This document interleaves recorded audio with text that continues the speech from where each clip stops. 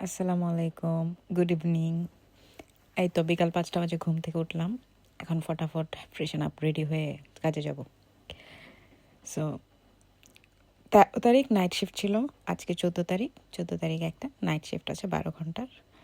তারপরেও আমি বাসায় যেতে পারি নাই শিফট শেষে। কি করলাম এটাই বলবো আজকে। সো ফার্স্টে বাটার চিকেন চাপটি দিয়ে খেয়ে নিলাম। খুব ক্ষুধা লাগছিল বিকজ আমি গতকাল শিফট করে এসেও কিছু খাই নাই, ডাইরেক্ট ঘুম দিয়েছি, খুব টায়ার্ড ছিলাম। তো এখানে আমি ভিটামিন ডি আর ফলিক অ্যাসিডের ট্যাবলেটটা খেয়ে নিতেছিলাম। ভুলে গেছি আমি আসলে মিস দিয়ে দিয়ে খাচ্ছি, যেটা ঠিক না।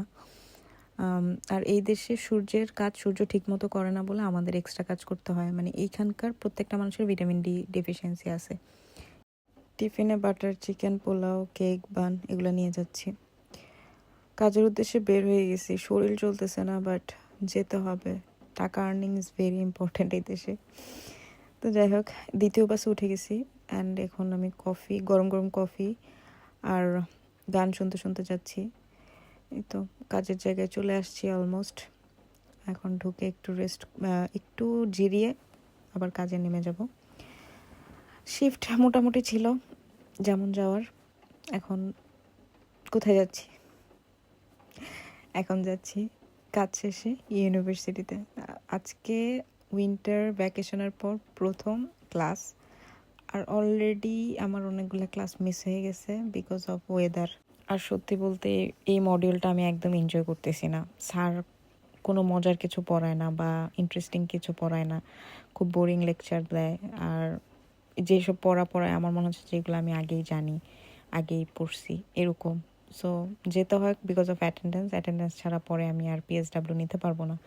সো 80%-এর উপরে অ্যাটেন্ডেন্স থাকতে হবে বলে আমি আজকে এত কষ্টের পরও যাইতেছি। ভিউ এনজয় করতে করতে যাইতেছি। বডি, মন, মাথা কোনো কিছু ঠিক নাই, কোনো কিছু আর চলতেছে না, বাট তাও যেতে হবে। ট্রেন স্টেশনে এসে দেখলাম আমার বন্ধু লেট লতিফ আমার মতোই, আরও একজন আছে, পরিচয় করিয়ে দেব পরে। সো ওর সাথে দেখা গেছে, ও পোজ দিচ্ছে আমার ক্যামেরাতে। ও জানে না যে আমি ব্লগিং করি। তো এই তো কফি খেতে খেতে আমি ক্লাসে যাচ্ছি, ভিউ এনজয় করতেছি, গান শুনতেছি। এই জায়গাটা এসে মানে মনটা স্থির থাকে, যেহেতু রেস্ট নেওয়ার কোনো জায়গা নাই। তো যখন এরকম ভিউ দেখে কফি খেতে খেতে রিল্যাক্স হয়ে ক্লাসে যাই, তখন অনেকটা টায়ার্ডনেস কেটে ওঠে। মানে নেক্সট কাজের জন্য বডিটা একটু রেডি হয়ে নেয় আর কি, এটা বলতে পারি। মাইন্ডও রেডি হয়ে নেয়। কিন্তু আজকে আমি অনেক গরমিল করছি, যেহেতু মানে ঘুম না হলে মানুষ পাগলের মতো আচরণ করে, তা প্রমাণিত হয়েছে আজকে।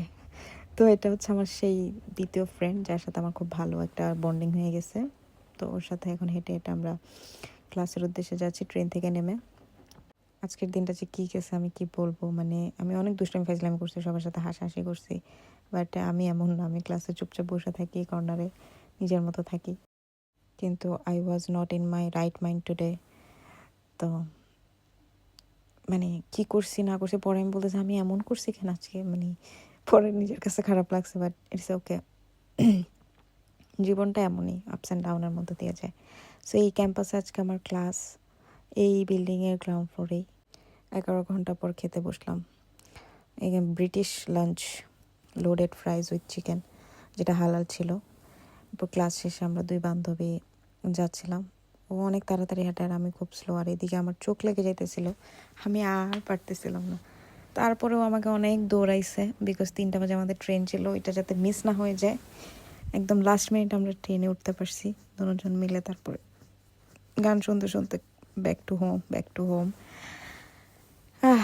তা দিনটা খুব হেক্টিক ছিল। এরকম দিন এমন না যে আমি জীবনে প্রথম কাটাইছি, এরকম অনেক হয়েছে। সো 2টা ট্রেন চেঞ্জ করার পরে ফাইনালি আমি বাসায় আসলাম। আর গেস আমি কয় ঘন্টা ঘুমাইছি?